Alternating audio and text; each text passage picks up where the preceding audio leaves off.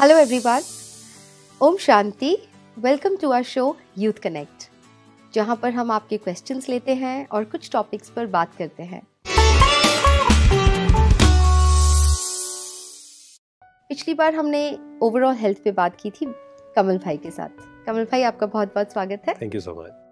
तो वो तो हमने बात सारी कर ली कि ओवरऑल हेल्थ, लेकिन बीच में मैंने आपसे आपकी बात निकली थी कि पेरेंट्स क्रिटिसाइज बहुत करते हैं, कंपेयर, जो ये कंपैरिजंस होते हैं बच्चों का, एक नॉट ओनली पेरेंट्स, मुझे लगता है इवन हम खुद भी हम ऐसा करते हैं। बिल्कुल।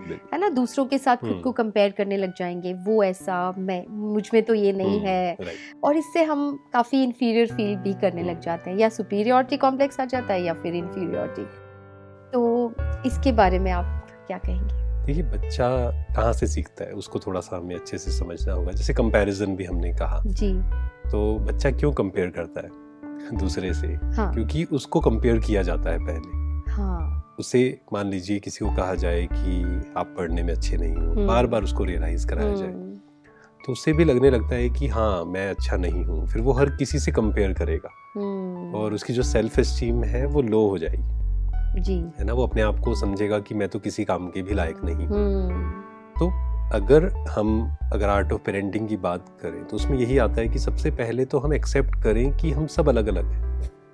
हाँ, सबकी क्वालिटीज अलग अलग हैं, और इस क्राइटेरिया को तो कभी भी हम सक्सेस ना कहें कि जैसे दो स्टूडेंट्स हैं मान लीजिए स्कूल में, और एक के 95% है एंड दूसरे के 90% है, तो पूछा जाए कि कौन ज़्यादा इंटेलिजेंट है, तो सब लोग उत्तर देंगे जिसके 95% है। नहीं, ऐसा बिल्कुल नहीं है जी। क्योंकि हमने पहले भी बात की, IQ के साथ फिर EQ भी आता है। हाँ, कि आप सिचुएशंस को हैंडल कर पाते हैं या नहीं। बिल्कुल, बहुत ज़रूरी है। आपके अंदर और क्वालिटीज़ हैं या नहीं है। हो सकता है एक बच्चा है क्योंकि जो हमारा एजुकेशन सिस्टम भी है, तो उसमें क्या है कि आपको नंबर लाने के लिए समझने की ज़रूरत नहीं है, आपको क्रैम करना पड़ेगा उसके लिए। हाँ, राइट। तो वो तो 95% ले सकता है कोई भी, but it does not mean कि वो इंटेलिजेंट है। हो सकता है किसी के नंबर बहुत ज़्यादा हो बट वो छोटी छोटी बातों पे परेशान हो जाए, बिल्कुल, उसके अंदर गुस्सा भी हो, उसके अंदर ईगो भी हो, वो सेल्फ सेंटर्ड हो, इरिटेटेड हो। यस। तो एज अ पेरेंट मुझे क्वालिटीज पे भी अप्रिशिएट करना है बच्चे को, कि उसको समझाना है कि ठीक है आप नंबर्स भी लेकर आइए, बट साथ में आपके अंदर जो पेशेंस है ना, ये बहुत अच्छी चीज है। जब सिचुएशंस आपके अनुसार नहीं होती हैं और आप उसको कैसे डील करते हो, या बड़ों की रिस्पेक्ट करते हो, या दूसरों को आप अच्छी नजर से देखते हो, इसके लिए भी हमें अप्रिशिएट करना चाहिए बच्चों को। तो क्रिटिसिज्म जो है या कंपैरिजन है, वो शुरुआत तो वहीं से, चेंज जो होगा वो पेरेंट्स से ही होगा। हाँ, टीचर्स से या पेरेंट्स से हम कहें तो। मतलब जैसे आज कोई अगर बड़ा है, बड़ा हो गया और वो अपने आप को कंपेयर कर रहा है दूसरों से, तो क्या वो बचपन में उसके पेरेंट्स ने उसको ऐसे किया था इसलिए उसमें वो चीज आ गई? हाँ, वो प्रोग्रामिंग तो उसलिए हुई, बट अगर वो बड़ा हो गया है तो वो ये नहीं कह सकता है कि देखो पेरेंट्स ने ऐसा किया तो मैं क्या करूं, है ना। अब उनको शुरुआत करनी होगी कि ठीक है पेरेंट्स ने मुझे कंपेयर किया और ये सब किया, या सोसाइटी की हम बात करें, सिर्फ पेरेंट्स की बात नहीं है जी, क्योंकि सोसाइटी ही हमें कंपेयर कर रही है कि ये ज्यादा सक्सेसफुल है, ये कम है ना। आपने ये अचीव कर लिया है तो आप बहुत अच्छे हो, आपने ये अचीव नहीं किया तो आप कुछ भी नहीं हो। हाँ, तो ये हमें पहले समझना पड़ेगा कि क्या मुझे कंपैरिजन करने की जरूरत है। हाँ, क्या मैं विशेष हूँ? क्या ऐसा हो सकता है कि हम सब विशेष अपनी अपनी जगह पर? बिल्कुल।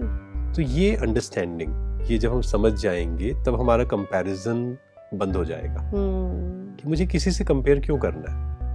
हो सकता है किसी का लक्ष्य है पैसा कमाना, हाँ, और मेरा लक्ष्य सिर्फ पैसा कमाना नहीं है।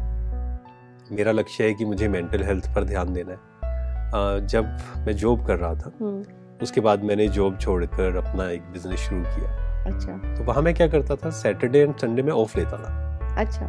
तो जो मेरे साथ में और थे सभी, तो वो कहते थे कि आपकी एज है, अभी आप सैटरडे संडे भी सेशंस लीजिए, पैसा कमाइए। तो मैं कभी भी उनको ये भी नहीं कहता था आप गलत हो, क्योंकि वो अपनी जगह सही थे जी, क्योंकि उनका लक्ष्य सिर्फ पैसा कमाना था। हाँ। बट मुझे एक चीज क्लियर हो गई थी कि पैसा जरूरी है, बट पैसा सब कुछ नहीं है। मुझे खुद के साथ समय देना है तो मैं 2 दिन खुद के लिए निकालता था।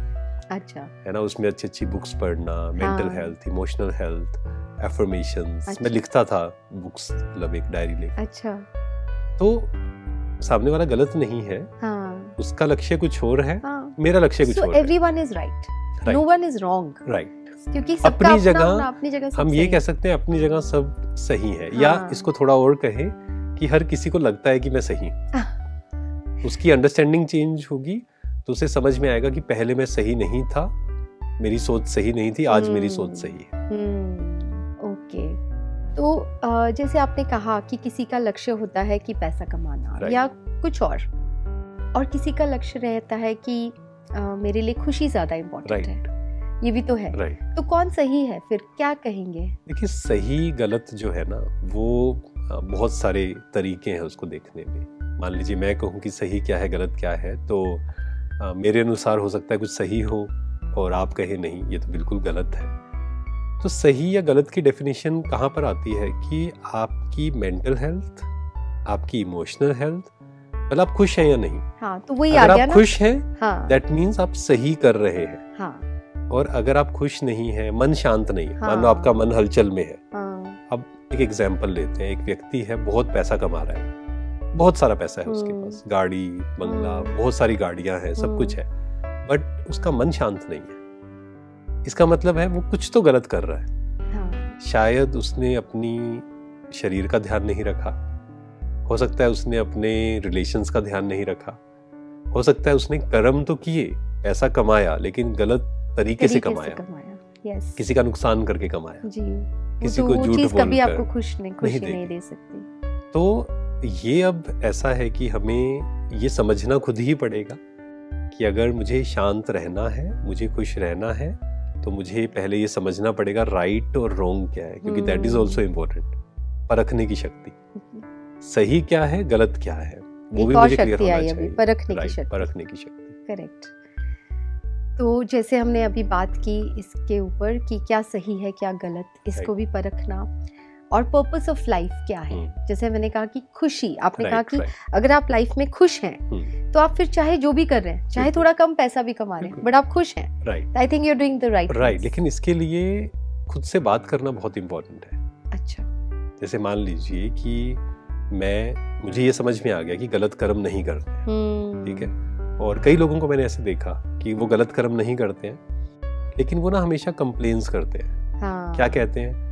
आज की दुनिया खराब है, अच्छे लोगों की तो ये दुनिया ही नहीं है, आप बुरे काम करो, देखो इतनी बड़ी गाड़ी, फिर आप भी कर लीजिए। नहीं, मुझे नहीं करना है। तो आप पैसा कमा रहे हैं या किसी की गाड़ी बड़ी है, आप ये डिसाइड नहीं कर सकते कि वो खुश है, वो शांत है, उनको शायद रात को नींद आ रही है या नहीं आ रही है सही से।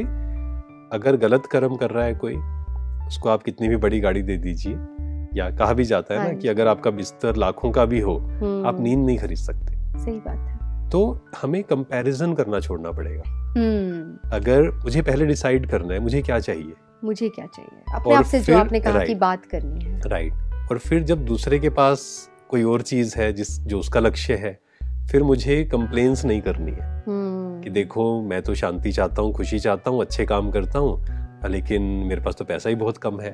आपने डिसाइड किया था कि मुझे गलत कर्म नहीं करने हैं, तो वहां ये भी समझना पड़ेगा कि पैसा is not equal to happiness. True, क्योंकि हमारे माइंड में बिठा दिया गया है पैसा, more money is equal to success, is equal to happiness, but वो ऐसा ट्रुथ नहीं है। आपने हमें अच्छी से डिटेल में समझाया है। आपसे नेक्स्ट एपिसोड में आपसे ये पूछना चाहूँगी कि व्हाट इज़ रियल सक्सेस, क्योंकि अभी बात करते करते जो हमारी बात हो रही है सक्सेस के ऊपर कि रियल सक्सेस क्या है। कई लोगों को लगता है बहुत पैसा कमा लिया, बहुत कुछ कमा लिया तो वो है सक्सेस होना, लेकिन एक्चुअली में नॉट नेसेसरली। तो वो हम ज़रूर बात करेंगे अपने अगले एपिसोड में। तब तक के लिए thank you so much. Thank you. आपके और क्वेश्चंस हो तो आप हमें स्क्रीन पे दिए गए नंबर्स पे व्हाट्सएप कर सकते हैं या फिर ईमेल भी कर सकते हैं। तब तक के लिए let's connect through our show youth connect. Thank you. Om Shanti.